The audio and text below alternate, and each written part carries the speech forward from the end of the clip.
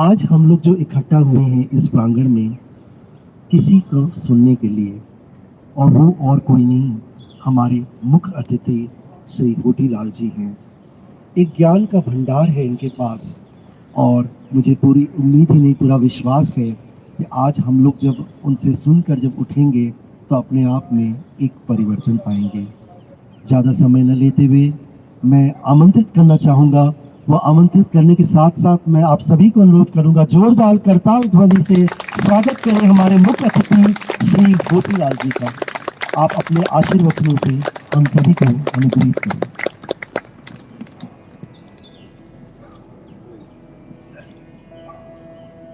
छाया में थोड़ा सा छाया, ठीक है। पूजनीय मातृशक्ति और मेरे श्रद्धेय और आदर्श रमेश सिंह जी और सादगी की मूर्ति हमारे मंजीत सिंह जी, और संचालन बहुत अच्छा कर रहे हैं, और आप सब दिल से बहुत आभार मैं व्यक्त करता हूं। इससे पहले कि मैं कुछ कहूं, एक प्रार्थना आप सभी से करूंगा। हम सब में एक विशेष गुण ये होना चाहिए कि जीवन के क्षेत्र का कोई भी काम हो, मन से डूब कर करें। इसलिए मैं हमेशा एक प्रार्थना करता हूं कि आप यहां पर हैं, सभी उपस्थित रहें, क्योंकि जिस मन की मैं बात कर रहा हूं बहुत चंचल होता है, सेकंड में कहां चला जाए। तो मन को एक जगह रखना, इसे कंसंट्रेशन कहते हैं, और ये बहुत गहरा राज है किसी भी विषय की सफलता के लिए। ठीक है, हमारे कुछ अधिकारियों ने भी साधना करा रहे थे, आंखें बंद करें, विचार किया क्यों? कितना हम आंख बंद करके कर रहे थे? दूसरा विचार ये, आप बताएंगे क्यों आंख बंद करने की बात कही?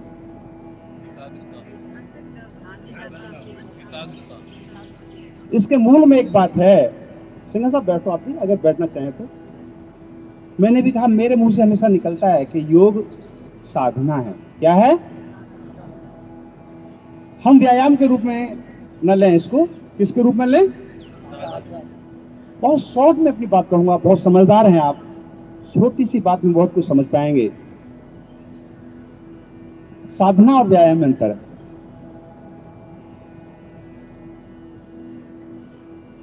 व्यायाम से शरीर प्रभाव में आ सकता है, मगर साधना से तात्पर्य है कि जब हम योग को साधना के रूप में लेंगे तो शरीर भी सदेगा, और शरीर को साधने वाला जो मन है वो सद जाए। किसको साधना है? मन को साधना है, क्योंकि मन से ही तो सारे कार्य चलते हैं। सारे कायनात, सारे घर परिवार ऑफिस किससे चलता है? वो मन ठीक हो जाए, जिससे शरीर चलता है। जिस दिन मन ठीक हो जाएगा तो आपकी ये किससे होगा? मन साधना से होगा, योग। और ये साधना बनेगी कब? कुछ सिद्धांत हैं इसके, 365 दिन रेगुलरिटी। करो विचार, हम क्या करते हैं, क्या 365? क्योंकि शरीर को चलाने के लिए जो ऊर्जा के रूप में ईंधन जो आप देते हैं, जिससे हमें ऊर्जा मिलती है, वो ठीक से पच जाए, ये बहुत जरूरी है। उसे जो रस है, जो बॉडी के लिए तत्व चाहिए, ऑक्सीजन चाहिए, प्राण शक्ति चाहिए, उस सारे अंगों को ठीक से मिले और वेस्ट बाहर निकल जाए, है ना? ये बहुत जरूरी है। अभी पेट रोग निवारण सफर की बात कर रहे थे, मैं बोलना भी चाह रहा था पेट रोग क्या है, विषय बहुत साधारण सा है, क्यों होते हैं, कारण, और योग में कैसे हम उसको दूर कर सकते हैं, उसका निवारण। तो मैंने पहली बात कही कि साधना कब बनेगी? रेगुलरिटी। दूसरा पंक्चुअलिटी। पंक्चुअलिटी का मतलब, अगर यह 5:30 का टाइम है, 6 का टाइम है, तो 15 मिनट पहले आकर सूक्ष्म क्रियाओं का अभ्यास स्वयं करूं। जो मैडम बता रही थी कि आसन करने के लिए वो जरूरी है कि जितने भी हमारे जॉइंट्स के लिगामेंट्स हैं, टेंडेंट्स हैं, सपोर्टिंग मसल्स हैं, उनके अंदर फ्लेक्सिबिलिटी होगी तो आसन लगेगा, और आसन लगेगा तो प्रभाव आए। तो हम कह रहे साधना कब बनेगी? पहली रेगुलरिटी, दूसरा पंक्चुअलिटी, तीसरा आसन को समझना, उसकी टेक्निक को समझना। अभी मैं देख रहा था, मेरा मन कर रहा था इनको ठीक करा दूं। एक आसन ठीक कर लेंगे तो आपको लगता है कि आज कुछ मिल गया है।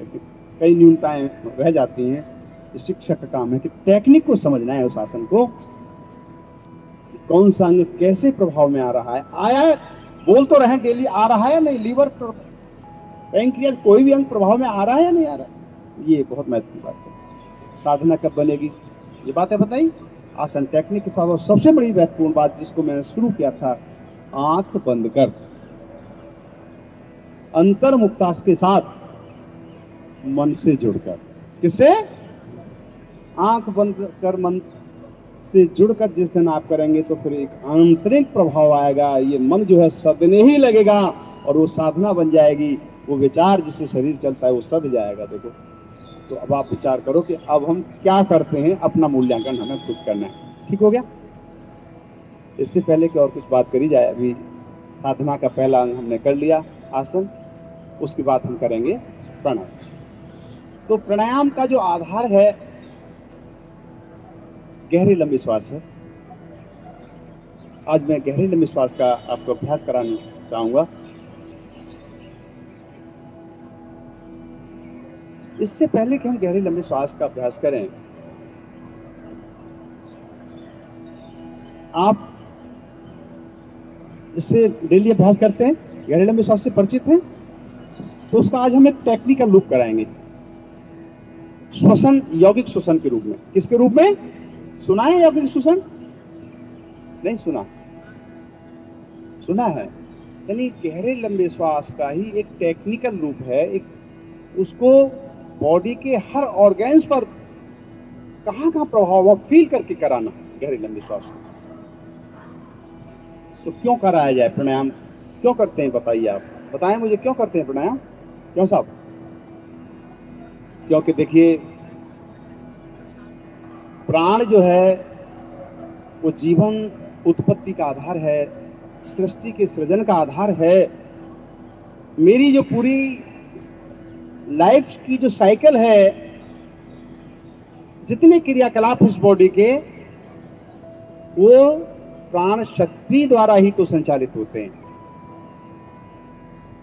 और योगी लोग ये कहते हैं और वैज्ञानिक भी मानते हैं कि जब जब शरीर में प्राण के प्रवाह में व्यतिरेक आ जाए, यानी बाधा आ जाए, व्यतिक्रम आ जाए, यानी समान रूप से वो पूरे अंग में अगर नहीं जाएगा प्राण शक्ति, हर अंग को प्राण शक्ति चाहिए, जो पोषक तत्व है उसके साथ ऑक्सीजन भी चाहिए। अगर वो नहीं जाएगा तो उस अंग निष्क्रिय होने लगेगा, बीमार होने लगेगा और मन भी अशांत हो जाएगा। तो प्राणायाम बहुत अद्भुत चीज है, बहुत यूनिक है। आप इसको छोटी समझिए। जब हम प्राणायाम का अभ्यास करेंगे तो प्राणायाम के करने से जैसे ही ऑक्सीजन हमारे कहाँ जाएगी, फेफड़ों में जाएगी। वहाँ एक रेस्पिरेटरी सिस्टम है, हमारे सिंगल साहब बायोलॉजी के बड़े विशेषज्ञ हैं, वो सब आपको बता देंगे श्वसन क्या है। 2 लेवल पर होता है। एक्सटर्नल यानी फेफड़े के स्तर पर कार्बन डाइऑक्साइड और ऑक्सीजन का एक्सचेंज होना, वो शायद अभी बड़ी बातें हैं। दूसरा बॉडी के हर लेवल पर, हर टिश्यूज पर होना, वो शायद हम नहीं, बायोलॉजी के स्टूडेंट समझेंगे। तो जब हम करेंगे तो इससे क्या होगा, मोटे तौर पर समझिए कि ऑक्सीजन का लेवल ब्लड में मिलेगा, हमारा अशुद्ध रक्त हार्ट में आता है, हार्ट फेफड़ों में भेजता है, हम यहाँ से ऑक्सीजन लेते हैं। फेफड़ों में एक क्रिया होती है, जो फेफड़ों की जो सेल्स हैं, कोशिकाएं हैं, जिसको वो काम करती हैं क्या, एक्सचेंज। क्या करती हैं? एक्सचेंज। ब्लड से कार्बन डाइऑक्साइड ले लेती हैं और उसमें ऑक्सीजन छोड़ देती हैं।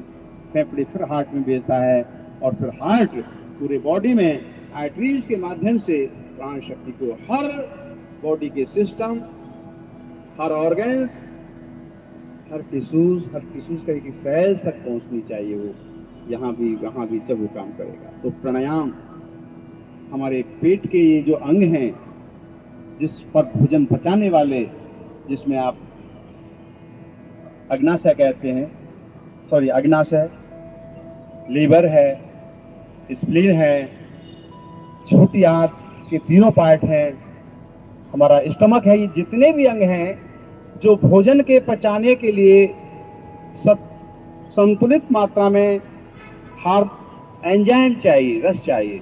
जब तक उनको रस नहीं मिलेगा भोजन में तो भोजन ठीक से पचेगा नहीं। जब आप प्राणायाम करेंगे तो वो अंग ठीक से काम करेंगे, ऑक्सीजन मिलेगी, कि मेरे पाचन के जितने भी अंग हैं वो ठीक से काम करेंगे, ठीक से भोजन पचेगा, ठीक से रस मिलेगा और वेस्ट भी बाहर निकल जाएगा। प्राणायाम बहुत अद्भुत चीज है, इसमें कितने फायदे हैं इसके। हमारा जो निष्कासन अंग है उनके लिए प्राण शक्ति मिलती है। सुबह कई लोगों को उठने पर पेट साफ नहीं होता, पेट साफ होने लगेगा। यही नहीं, जब आप प्राणायाम करेंगे तो हमारे रेस्पिरेटरी सिस्टम के जितने ऑर्गन्स हैं इसकी एक संरचना है।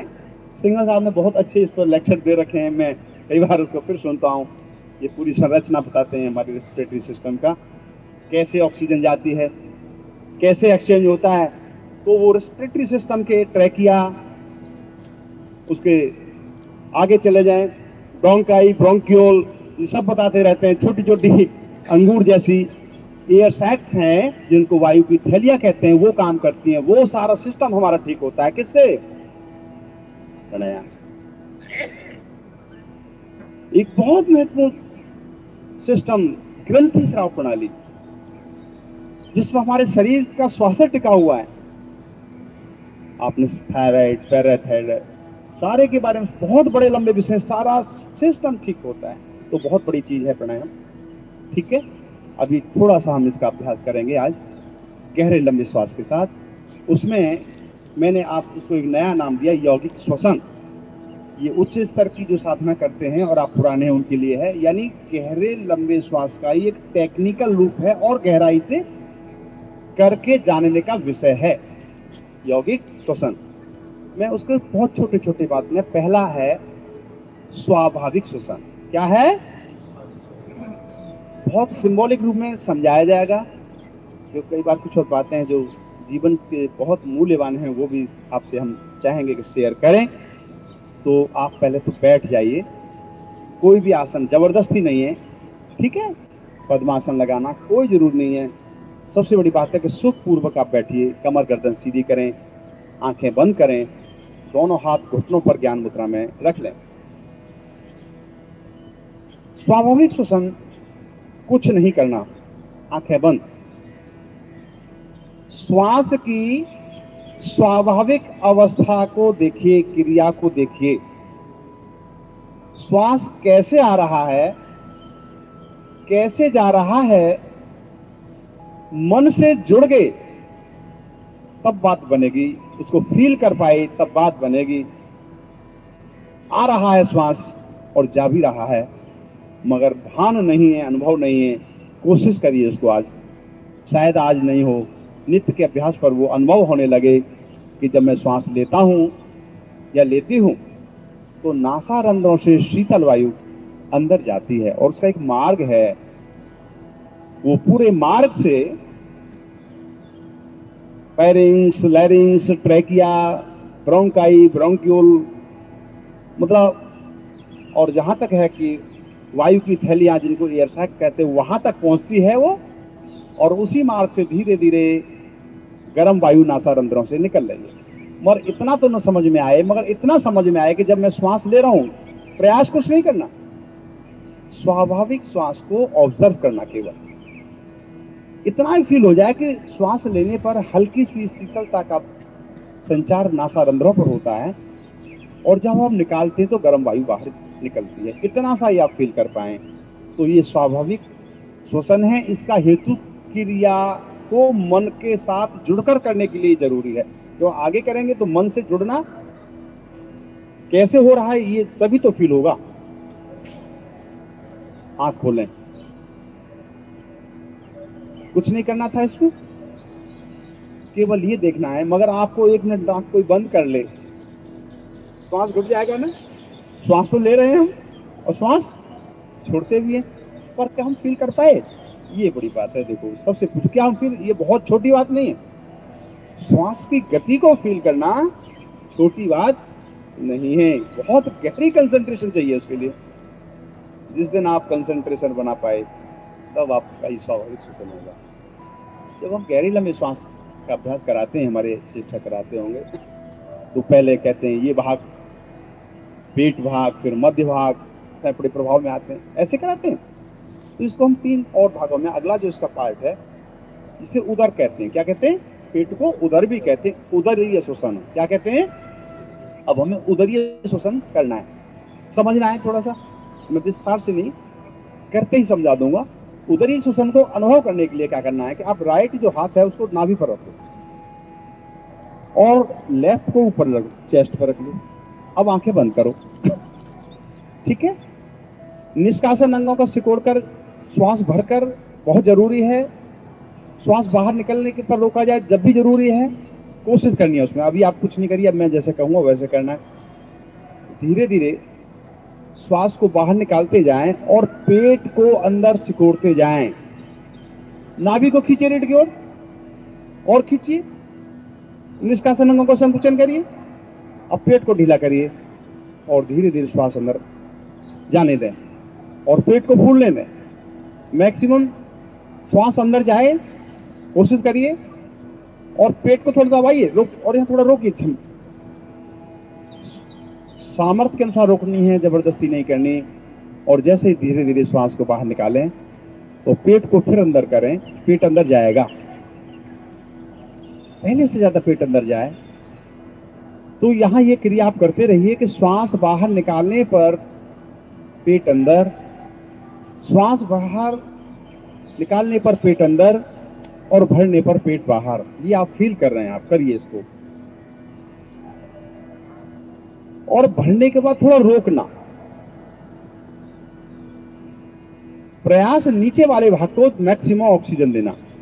होगा क्या कि जैसे ही आप पेट को अंदर दबाएंगे तो डायफ्राम ऊपर चला जाएगा। एक झिल्ली है जो चेस्ट कैविटी और एब्डोमेन कैविटी के बीच में है, जिस पर हमारे लंग्स टिके हुए हैं, उसे डायफ्राम कहते हैं। जब हम, ये क्रिया टेक्निकल है कि जब पेट को अंदर खींचते तो डायफ्राम ऊपर जाता है और जैसे पेट को ढीला छोड़ते तो डायफ्राम नीचे आता है। डायफ्रामिक मूवमेंट के साथ ऑक्सीजन नीचे प्रचुर मात्रा में जाती है। जब डायफ्राम को नीचे जाता तो पुश करता है वो, और हमारे जो पेट के जो अवयव मैंने बताए थे, लीवर है, पैंक्रियाज है, स्प्लीन है, एड्रिनल ग्लैंड्स है, ये सब के सब यहाँ पर दबाव भी पड़ेगा और वहाँ पर मैक्सिमम ऑक्सीजन ब्लड सर्कुलेशन के माध्यम से पहुंचेगी, उनको अधिक क्रियाशील बना देगी। इस क्रिया के अभ्यास करने से, जो मैं अभी कह रहा था कि हमारी जठर की जो अग्नियां हैं, जठर की अग्नियां यही हैं जो भोजन को पचाने के लिए प्रॉपर मात्रा में एंजाइम छोड़ती हैं, जिसको मैंने पहले भी कहा, अग्नाशय, अमाशय, पित्ताशय, यकृत, इसको लीवर कहते हैं, स्प्लीन, ये सारे के सारे ऑर्गन्स जो भोजन को पचाने के लिए एंजाइम छोड़ते हैं, वो ठीक से छोड़ेंगे इस क्रिया के करने से। तो केवल वापस आ जाएं। उदरीय श्वसन समझ में आ गया है? गहरे लंबे श्वास की क्रिया, मतलब ये बताना ना, फील करना कि पेट आगे जा रहा है, अंदर जा रहा है, क्यों जा रहा है। डायफ्राम जैसे अंदर जाते हैं तो एक झिल्ली है, ठीक है, ये एब्डोमेन है, ये चेस्ट कैविटी के बीच में एक झिल्ली होती है। और क्योंकि मुझे आशा है कि हमारे सिंगल साहब बहुत बायोलॉजी के मरबगे हैं, तो सारी चीजें आपको विस्तार से धीरे धीरे बताते रहेंगे वो, है ना, जिस पर हमारी लंग्स के हैं। तो ये वाला भाग हमने उदर वाला भाग प्रभाव मिलाए, ठीक है। और इससे हमारा जो अभी हम कह रहे थे कि फेफड़े जो है हमारे लंग्स हैं, उसका एक ऊपर का लोब्स, मिडिल और लोअर लोब्स, वो उसके ज्यादा प्रभाव में आते हैं। हमारे फेफड़े का जो नीचे वाला लोब सबसे ज्यादा प्रभाव में आता है, एक्टिवेट हो जाता है। ठीक हो गया।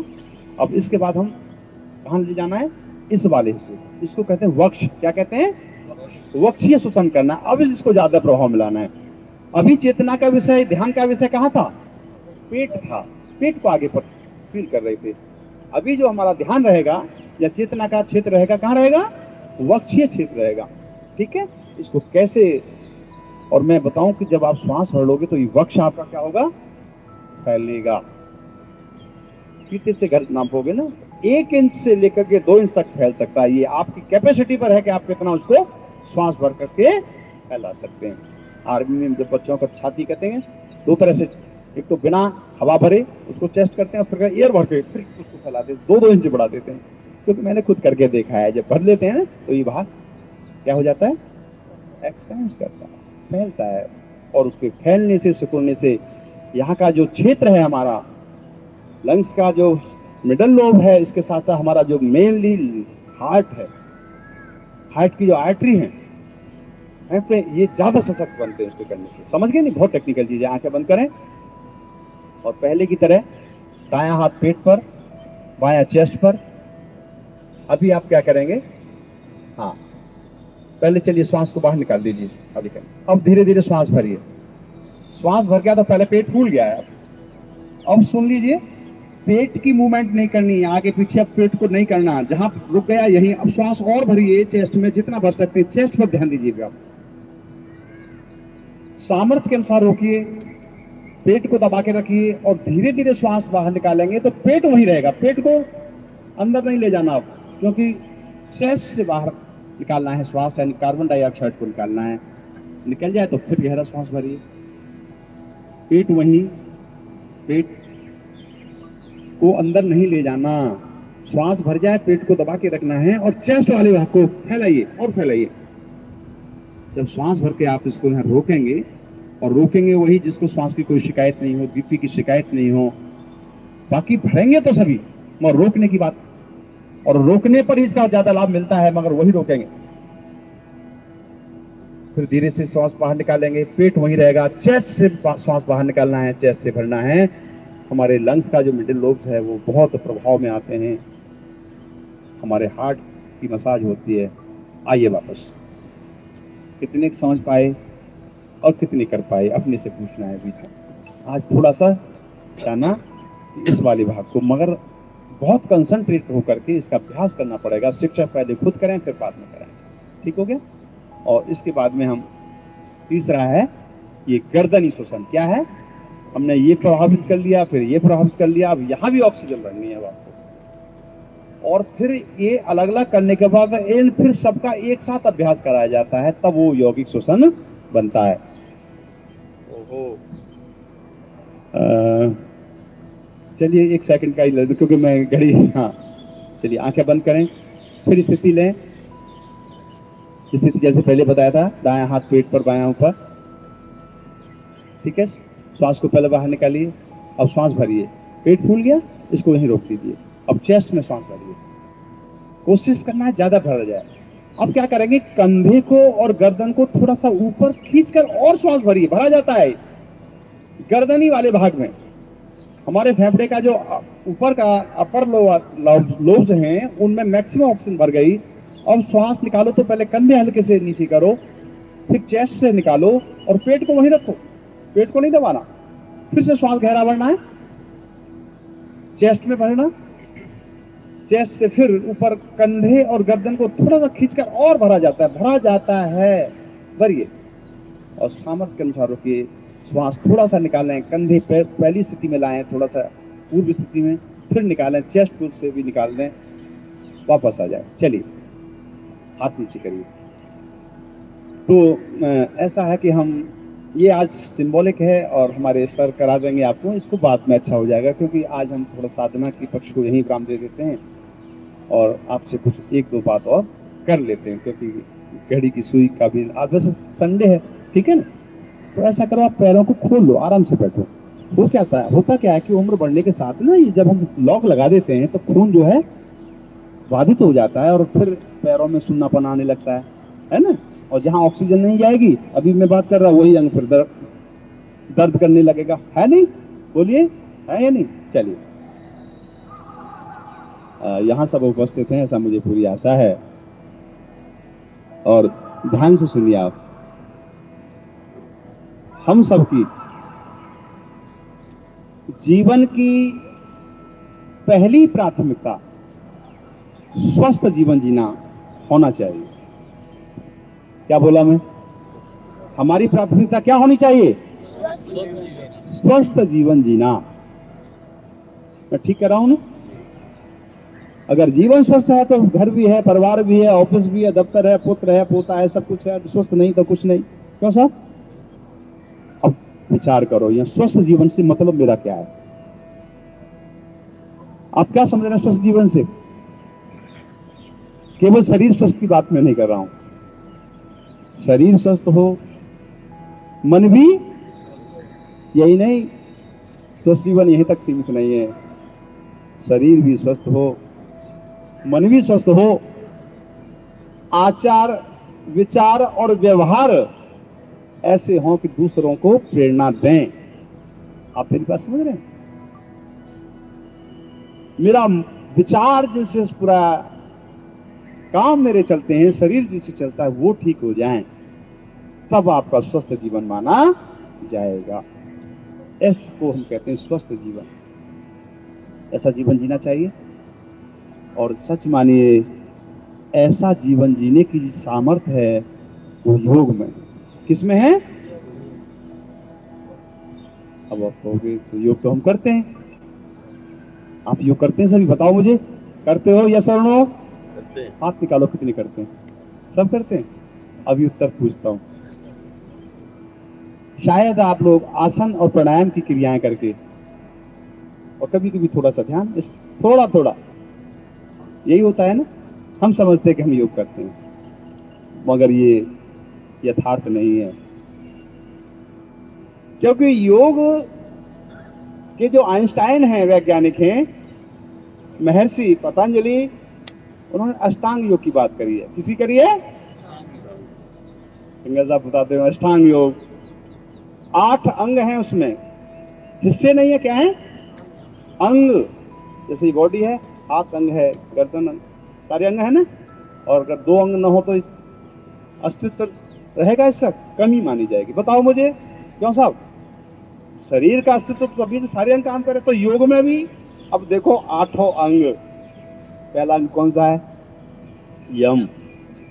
दूसरा, जब तक मैं यम और नियम को नहीं समझा, जीवन में मैंने उतारा नहीं, तो जिस मानसिक शांति की बात मैं कर रहा हूं, जिस व्यवहार में सात्विकता की बात मैंने अभी कही थी कि मेरा आचार विचार और व्यवहार अनुकरणीय हो, वो तब तक नहीं हो सकते जब तक मैं यम और नियम का पालन। कौन सा मानोगे? पढ़ना आज के बाद कि यम है क्या, बहुत बड़ा विषय है। यम के अंदर ऐसे जीवन मूल्य बताए गए हैं जो संपूर्ण भूमंडल पर, हर देश में, हर जाति में, हर काल में, हम सभी पर लागू किए जा सकते हैं। और यदि व्यक्ति उसको अपने जीवन में ले आए तो उसको तो मानसिक शांति मिलेगी ही मिलेगी, समाज में शांति स्थापित हो सकती है। ऐसे जीवन मूल्य हैं वो। अगर वो मैं पढ़ा और वो मेरे आचरण में आ गए, तब समझ लो मैं योग की बात कर रहा था। वो योग अष्टांग योग की बात कर रहा था कि यम और नियम अगर मैं नहीं समझा और मेरे आचरण में नहीं है, हिलाते रहो हाथ और पैर, लचक खूब आ सकती है शरीर में। जिस दिन व्यवहार में लचक नहीं आई, अपने शब्दों से आप दूसरे के दिल को नहीं जीत पाए, है ना। और कई ऐसे यहाँ आकर्षक होते, मुझे बार बार क्या बताऊं, हैं हमारे जिनसे हमने सीखा है कि शब्द नहीं होते उनके। और वास्तविकता है कि सिंगल साहब ने वैसे ही मेरी तारीफ, मैं तो वास्तव में सीख कर, ये मैं सत्य बताता हूँ, ये कोई झूठी नहीं है, मैं हर एक से सीखता हूँ, ये मेरा नजरिया है। और हर एक में अंदर गुण है। तो यम और नियम की बात हमने कही थी। अब ये कौन से जीवन मूल्य हैं, ये तो बहुत बड़ा विषय है। अब आप घर जाने के लिए कहोगे टाइम ज्यादा हो जाएगा, फिर कभी चर्चा करूं। ऐसे कौन से जीवन मूल्य हैं जिनको हमें समझना है? एक एक समझ गए, एक भी। जैसे यम तो कितने लोग जानते हैं, यम के अंदर कौन से जीवन मूल्य? हाथ निकालो भाई। कौन सी ऐसी बातें हैं जिनको हम अपना लें तो हमारा जीवन अच्छा बन जाएगा? मैं इसी की तो बात कह रहा था। हमारे कोई भी शिक्षक हाथ निकाले, कौन से यम के अंदर कौन कौन से जीवन मूल्य हैं, कौन कौन से मानवीय मूल्य हैं, कौन ऐसी अच्छी बातें हैं।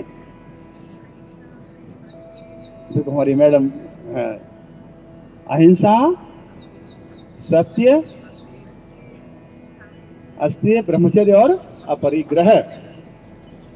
सुनना अलग बात है, एक भी विषय को समझ लेना और जीवन में उतर के एक को, मैं सबकी नहीं, एक को अगर हम कहें कि अस्थिय को अगर हम समझ गए तो जीवन बदल जाएगा, केवल अस्थिय। अगर अस्थिय मेरे जीवन में आ गया तो मेरा जीवन धन्य हो जाएगा। बांस की तो बात छोड़ो, क्या मतलब है अस्थिय का, पढ़ना आप जाकर के। वैसे तो शाब्दिक अर्थ है कि चोरी नहीं करना। क्या नहीं करना, मैं बता देता हूं जीवन मूल की बात। भौतिक पदार्थ किसी से लेना, मगर यहां अस्थिय का मतलब ये नहीं है। यहां ये अस्थिय का मतलब है कि मैं सामाजिक रूप से, व्यवसायिक रूप से, पारिवारिक रूप से जो मेरे दायित्व है, हर एक के दायित्व है ना, चाहे मैं ऑफिस में काम करता हूं, चाहे मैं घर में काम करता हूं, मैं किसी संस्था से जुड़ा हुआ हूं, चाहे मैं प्रोफेशन में डॉक्टर हूं, अगर मैं अपने कार्यों को ईमानदारी से नहीं करता तो वो चोरी है। शिक्षक हूं और क्लास में पढ़ाने नहीं जाता तो चोरी है। डॉक्टर एक लालच में आकर के ऑपरेशन की बात करना तो ये चोरी है। बहुत बड़ी बात है। क्या समझ रहे हैं आप? छोटी बात समझ रहे हैं? मुझे बताओ, जब ये मोह खत्म हो जाएगा तो फिर इंसान को चाहिए क्या? बातें बहुत बड़ी हैं। चलिए, मैं फिर कह रहा था कि हमें एक अच्छा जीवन जीना है, मगर हम देख क्या रहे हैं कि जो हमारे साथ हो रहा है कि अधेड़ उम्र के बाद, किसके बाद, 40 के बाद, किसी के 50 के बाद शरीर में क्या आने लगती हैं? न्यूनताएं आने लगती हैं, बीमारियां आने आती है या नहीं? और आने के बहुत सारे कारण, बहुत सारे। अब वो जितने कारण हैं उन कारण को मैं 2 जगह रखता हूं। भाई आपको मन लग रहा है, सुनना चाहते हो? अभी तो टाइम कैसे है अभी, है ना? हाँ, तो चलेंगे। कुछ बातें आपसे सीखी, उन्हीं को शेयर करना चाह रहा हूं, क्योंकि हम वो जो जी रहे हैं उसको फील करना है ना? बीमारियां आना शुरू, बहुत सारे कारण। मैं उन कारणों को 2 भागों में देखता हूं। किस भागों में? 2 रूप में। एक तो बीमारी आने का कारण प्राकृतिक कारण है। क्या है प्राकृतिक कारण? का मतलब बाहर का वायरस जब अटैक करता है तो बीमारियां बनती हैं, चाहे डेंगू हो, चिकनगुनिया हो, मलेरिया हो, कितने सारे। और पिछले 2 साल से क्या बाहर का ही तो वायरस है। बोलो, देखा किसी ने? अरे कोरोना को देखा, कितना सूक्ष्म, कितनी ताकत, और वो ताकत इतने बड़े शरीर को लेकर चला गया दुनिया में। क्यों साहब? तो पहला शरीर में बीमारी आने कारण क्या है? प्राकृतिक कारण है। उस प्राकृतिक कारण से भी हम बच सकते हैं ये योग के द्वारा। मैं आपको प्रामाणिकता के साथ कहूंगा इस बात को, सुन लो, वैसे बात नहीं करता हूं। और दूसरा रोग शरीर में आने का क्या है कारण? क्या कारण है? मनुष्य के द्वारा स्वयं उत्पन्न की गई बीमारियां, मेरे द्वारा स्वयं उत्पन्न की गई बीमारियां। दूसरा कारण ये हमारे शरीर में बीमारी आने का। भाई आप कहोगे हम तो कैसे? नहीं साहब, बिल्कुल है। हमारी बिगड़ती जीवन शैली, भोजन कब लेना है, कितना लेना है, क्या खाना है, क्या नहीं खाना, समय के हिसाब से, ऋतु के हिसाब से, उम्र के हिसाब से खा रहे हैं, न समय है न वो है जो मिल गया। नहीं साहब, नहीं। हर शरीर की अपनी अलग एक केमिस्ट्री है। भोजन तो औषधि है, अगर उसको समझ पाए तो। शारीरिक श्रम नहीं करना, पसीना निकालते नहीं। और सबसे बड़ा कारण बीमारियों का क्या? सोच विचार का नजरिया ठीक न होना, नकारात्मक सोच, मानसिक तनाव, परिस्थितियों के साथ तालमेल नहीं, टेंशन। कहां से आती है बोलो? मन से उपजा विकार है, कहीं बाहर से आने वाला नहीं है, मेरे द्वारा पैदा किया जाना। क्योंकि मैं एडजस्टमेंट करना, परिस्थितियों के साथ तालमेल बिठाना जानता नहीं। तो ये सारे कारण हैं जिनकी वजह से बीमारियां सारी आती हैं। और वो कौन कौन सी बीमारियां हैं बोलो? मोटापा, डायबिटीज, हाइपरटेंशन, स्ट्रोक हो जाता है, ब्रेन स्ट्रोक, हार्ट स्ट्रोक, पेट के जितने रोग हैं। अभी पेट पर बात चल रही थी, उसको मैं अलग से सोच रहा था, आज बताऊं कि पेट रोग क्या है, इसके कारण क्या है, कौन कौन सी। बड़ा आप लोगों से बहुत सीख रखा है, मगर समय तो ना थोड़ी ना है, आप सब ज्ञानी। ये सारी जो बीमारियां बनती हैं हमारी, कहीं न कहीं इसके लिए मैं खुद जिम्मेदार हूं। ICMR का नाम सुना होगा आपने, इंडियन काउंसिल मेडिकल रिसर्च का नाम सुना है, ICMR का एक डाटा, उसने ये बताया था कि 1990 में, वो आंकड़े करते रहते हैं, एक सर्वे किया था और ये बताया कि हिंदुस्तान में जितनी डेथ होती थी 1990 में, उनमें से 37% डेथ का कारण मनुष्य के द्वारा स्वयं उत्पन्न की गई बीमारियों के द्वारा था, जो 2016 में बढ़कर 61.8%, यानी जितनी भी डेथ होती हैं उनमें से लगभग 62%, अब तो और बढ़ गया है। उसका कारण क्या है? मनुष्य के द्वारा उत्पन्न की गई बीमारियों के द्वारा, चाहे हार्ट अटैक हो सकता है, ब्रेन स्ट्रोक हो सकता है, शुगर क्या है, बड़ी बात है, अब बहुत अलग बड़ा विषय है, क्योंकि शुगर जो है राजा महाराजाओं की होती थी। आज भी देखो, एक मजदूर को शुगर की बीमारी नहीं हो सकती, और सारी हो जाएगी, कि उससे भोजन पूर्ण पोषक तो नहीं मिलती, तो शरीर तो सूख जाएगा, मगर शुगर नहीं मिलेगी साहब उसको। आई समझे? क्योंकि शारीरिक श्रम करता है। तो इन चीजों को अब हम ये कहना चाहते हैं कि दोनों तरह की बीमारियों को निदान है तो किसमें है? योग में। पहला, चलो हम आसन की बात कर लेते हैं। आसन का क्या योगदान है? आसन का क्या योगदान है? आसन, मैंने कहा कि आसन एक टेक्निकल विधा है, तकनीक को समझ पाए, उसके अनुरूप कर पाए तो बहुत फायदा होने वाला है। क्योंकि जनरली हम आसन के दौरान शरीर को क्या करते हैं? खींचते हैं, मोड़ते हैं, अलग अलग मुद्राओं में ऐसे करते हैं ना। बोलो, त्रिकोण आसन कराया सभी ने आज, चलो हो रहा था, मन तो नहीं मान रहा था, मैं इनको आज त्रिकोण आसन करा दूं तो लगेगा कि हाँ ये हुआ है त्रिकोण आसन, ज्यादा नहीं रुक पाता पर टेक्निक बताता। तो जब हम आसन करते हैं तो आसन जब खिंचाव और दबाव शरीर के विभिन्न अंगों पर डालते हैं तो वो शरीर के अंग, उसकी सिस्टम्स, वहां की मसल्स, वहां की ब्लड प्रेशर्स, दबने और खिंचने से वहां ब्लड पहले से ज्यादा जाता है, पोषक तत्व जाते हैं, ऑक्सीजन युक्त रक्त जाता है, वो अंग एक्टिवेट। इसलिए आसन का कोई सानी नहीं। वॉक करने वालों को फायदा है, मगर आसन करने वालों को कई गुना ज्यादा फायदा है। वॉक करने से क्या होता है? ब्लड का सर्कुलेशन बढ़ जाता है। मगर आसन तो अंग पर दबाव डालकर उसको ज्यादा पर्टिकुलर ऑर्गन्स में प्रभाव डालता है। आसन लीवर को ठीक करना है, पैंक्रियाज को ठीक करना है, तो कौन करेगा? बहुत जरूरी है जो भोजन खाया वो ठीक से पच जाए, पोषक तत्व तो शरीर को मिल जाए। सुबह उठने पर योगी का पेट एक बार में साफ हो, ये योगी की पहचान है, मैं आपको बताता हूँ। और मैं दावे से कहता हूँ जिसका भोजन ठीक है, नियमित आसन करो, हो ही नहीं सकता चाहे 3 बजे उठ।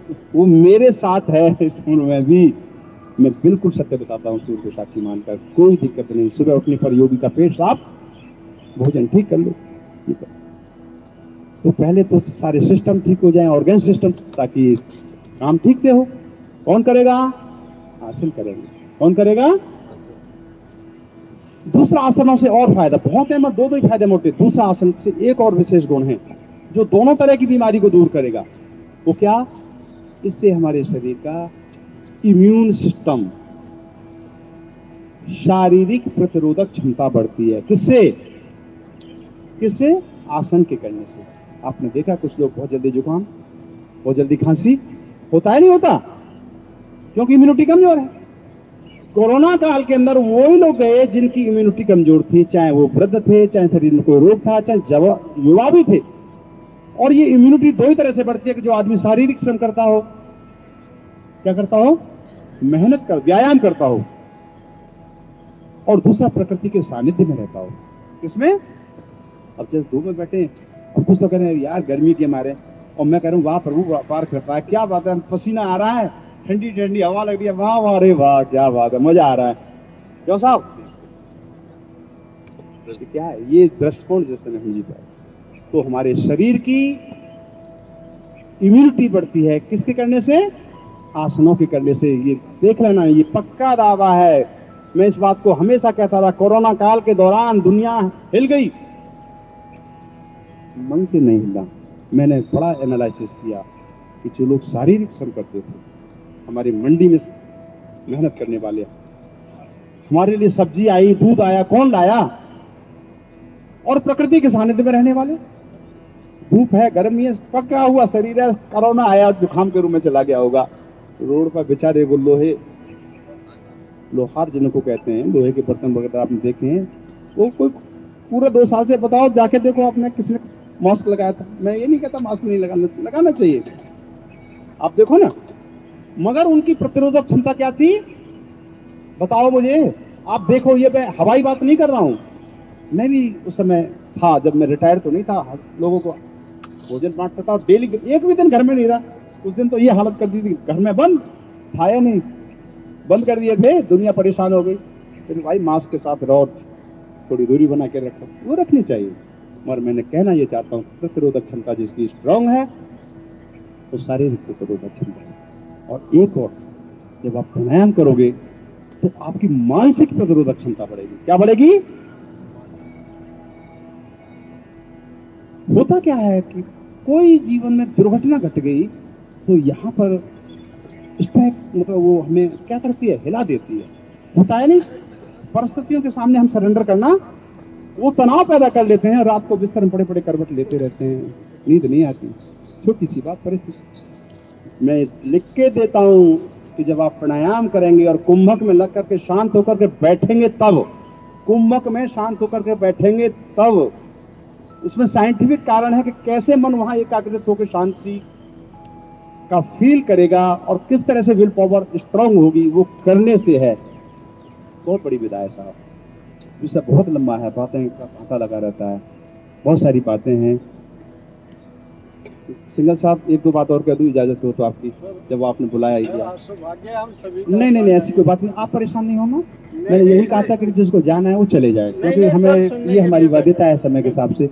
और होता क्या है, कई बार आप लोगों से कुछ सीखा, कुछ ऐसी बातें जो मोटिवेशनल होती हैं, जो जीवन को बाकी दिशा देती हैं, वो हमें, तो कैसे हम पेट रोग को ठीक करें, उसमें तो बहुत सारी बातें हैं। मैं आज अनीमा भी लाया था, जिनका पेट साफ नहीं होता। अनीमा का यूज कितने लोग जानते हैं? आपने कर सकते हैं, मगर करने की उनको जरूरत नहीं है, योग करने वालों को जरूरत है नहीं। मैं आपको बताऊं, मगर जिनको पेट सुबह उठ के साफ नहीं होता, स्टूल टाइट हो जाता है, बहुत सिंपल सी क्रिया सिंगल साहब बता देंगे, 100 रुपए का आता है, कोई बात नहीं। एक कटी लपेट का प्रयोग है, बहुत सारे, भोजन ठीक कर लो। मैं तो एक दो बात और कह करके कि मैं यही कह रहा था कि हम सबका यही मकसद होना चाहिए कि हमारा जो जीवन है वो सुकून के साथ बीते। किसके साथ?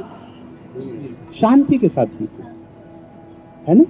और शांति के साथ जीवन बीतने के लिए, शरीर की आरोग्यता के लिए जो मैंने बात कही, ये तो थी। एक और गुण हमारा, हम परिस्थितियों के साथ एडजस्टमेंट करने की आदत, पॉजिटिव अप्रोच बन जाए कि जैसे हालात हैं उसको मैं पॉजिटिव रूप में लूं। ये सच मानिए, जैसे मैंने अभी उदाहरण दिया कि आपको धूप लग रही है, तो एक आदमी तो इसलिए परेशान है क्योंकि, इस पर सुनाता हूं, जीवन का आनंद पदार्थों में नहीं होता, परिस्थितियों में नहीं होता, बल्कि जीवन जीने के नजरिए में होता है। कोई पदार्थ, कोई परिस्थिति किसी आदमी को अच्छी लगती है, सुकून आता है, और किसी को परेशान करता है। ऐसा होता है नहीं? बोलो, आप उड़द की दाल पसंद करते हैं, वाह वाह मजा आ गया, और ये कहता है कि बादी है, फेंको, मजा दाल में नहीं था, कहाँ था? दक्षिणी भारत का एक मंदिर बनना था। शॉर्ट में बात करूं तो बहुत ज्यादा मिनट आधा लगा हुआ है, चलेगा 10-15 मिनट चलेगा। इसको भी मैं उदाहरण के द्वारा, चलो अब नहीं समझाता कि ये नजरिया अभी एक, इसमें आप समझ गए होंगे। मेरे पास बहुत अच्छा उदाहरण है इसका, जो कि हमें हिला देगा कि कैसे हम परिस्थितियों के साथ एडजस्टमेंट कर पाए, क्योंकि हम विचारों से ही तो दुखी रहते है ना। एक चीज, दो बातें और कह के अपनी वाणी को विराम दूंगा कि पेट रोग, सारी जितनी बीमारी कहां से है? पेट से है, और हर एक पर अलग अलग व्याख्या होगी उसमें से। अब छोटी बात तो नहीं है, मगर दो चीज और आप कर सके तो जरूर करिए। एक इंग्लैंड से न्यू इंग्लैंड जर्नल प्रकाशित हुआ, और उसमें उपवास के बारे में लिखा गया कि उपवास एक बहुत ही टेक्निकल और साइंटिफिक विधा चीज है, जो हमारे, जो लोग बुढ़ापे को दूर करना चाहते हैं, लंबा खींचना चाहते हैं, पेट के रोग से दूर निवृत्ति पाना चाहते हैं, यहां तक कैंसर जैसे रोगों के लिए फायदा करने में उपवास का बहुत बड़ा रोल। क्या मतलब है उपवास का? शाब्दिक अर्थ उप जमा वास। उप का मतलब अपने, वास माने निकट रहना, अपने निकट रहना मतलब अपने मन से जुड़ना, अपने इष्ट देव से, अपनी आत्मा से जुड़ना। यहाँ उसका कहने का मतलब है कि जब वो उपवास करते हैं तो अपने मन से जुड़ जाते हैं। ये आध्यात्मिक बात है, ईश्वर से जुड़ जाते हैं, उससे हमारी विल पावर स्ट्रांग बनती है।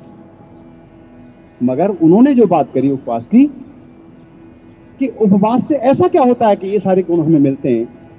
उपवास के दौरान हमारे शरीर की मेंटेनेंस होती है। क्या होती है? मेंटेनेंस। जब हम भोजन खाते हैं, आपने देखा हो भोजन खाते ही आपको आदत आता है, आता है नहीं बोलो, आता है ना साहब? क्यों आता है?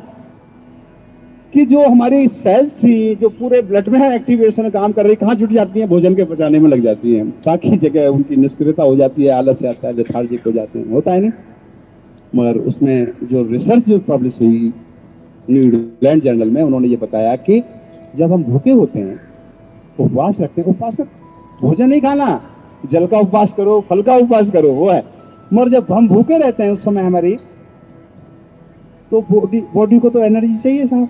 क्यों नहीं चाहिए? ईंधन चाहिए, ऊर्जा चाहिए के रूप में। तो जो स्टोर कर लेता है हमारा लीवर और हमारे जमा हो जाती है फैट के रूप में, बहुत सारा बड़ा विषय है, तो वहां से वो ले लेता है और उसको यूज करता है उस दौरान। और उस दौरान हमारी जो सेल्स जो डेड होती है या कमजोर होती है, वो एक्टिव हो जाती है। क्या हो जाती है? मजबूत बन जाती है, प्रतिरोधक क्षमता बढ़ जाती है। और यही बात उन्होंने एक रिसर्च में भी करी। उन्होंने क्या रिसर्च किया कि चूहों के 2 ग्रुप बनाए। चूहों के एक को भरपेट भोजन खाओ भाई, और दूसरे को बहुत लिमिटेड 2 बार। बहुत लंबे समय के बाद ये देखा गया कि जिनको भोजन संतुलित मिलता था, उनकी आयु 15 से 45% तक एज बढ़ गई। दूसरा एक्सपेरिमेंट करा, जो फैटी लोग होते हैं ना, खासकर वो महिलाओं पर किया गया। फैटी कोई भी हो सकता है, मेरा मात्र शक्ति से कोई नहीं है, उनकी बात मैं बता रहा हूँ। उन्होंने ग्रुप बनाए 100 फैटी लेडीज। एक के लिए कहा कि तुम आप जितना भोजन लेते हो 25% कैलोरी कम करो उसमें, ठीक है, नाप तोल कर। और दूसरे के लिए सप्ताह में 2 बार उपवास। 1 साल के बाद बड़े आश्चर्यजनक परिणाम देखे गए। जो सप्ताह में 2 दिन उपवास रखती थी, उनकी इम्यूनिटी बहुत ज्यादा स्ट्रांग थी, वजन भी कम हुआ, उम्र भी बढ़ी। ये बहुत बड़ी बात है। मैं यहाँ उपवास से मतलब ये नहीं कि बिल्कुल भूखा रहना है। जल का उपवास, फल का उपवास, जो तला भुना ये जो तो वो बंद कर दीजिए, कार्बोहाइड्रेट, प्रोटीन वगैरह वगैरह वगैरह, ठीक हो गया। तो ये भी एक बहुत अच्छी चीज है। खासकर जो लोग समझते हैं कि अगर मुझे पेट ठीक रखना है तो सप्ताह में 1 दिन हमें उपवास फल पर या उस पर, ये उनकी रिसर्च मैंने आपको बताई, ठीक हो गया साहब। और एक और बहुत अच्छी बात बता के लास्ट में अपनी वाणी को विराम दूंगा। अभी हम सुकून भरे जीवन की बात कर रहे थे, तो कैसे जिया जाए, तो कुछ बातें बताई कि शरीर स्वस्थ रखना है तो व्यायाम करना है, भोजन भी ठीक करना है, सोच भी ठीक करनी है, और जीने का अंदाज ठीक करना है। ये बातें तो बताई थी आपको। एक और बात बताता हूं, ये बहुत इंटरनेशनल लेवल की है।